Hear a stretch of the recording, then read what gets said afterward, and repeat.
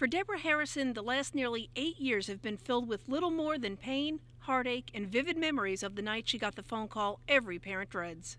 It's something you just can't believe. It's a nightmare. You don't know. It really should never have happened. It shouldn't be that way.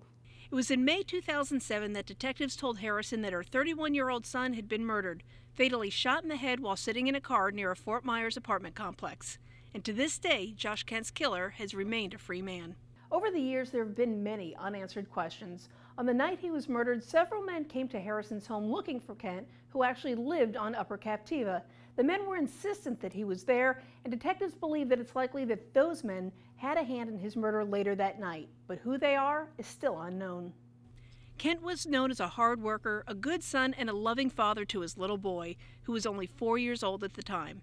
To this day, Harrison hasn't had the strength to tell Kent's son, who lives with his mom in Indiana, the truth about what happened to his dad. He thinks his dad died of a broken heart because he couldn't see him.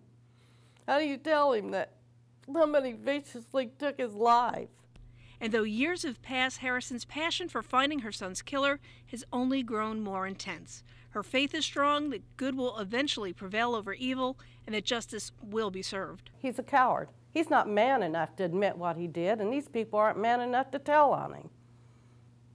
They're scared. They're scared, and I don't feel sorry for him. They need to be scared. Kent's mom is confident that there are most definitely people who know who killed her son and why. And she maintains hope that the weight and burden of that knowledge will someday encourage people in the know to do the right thing and tell what they know.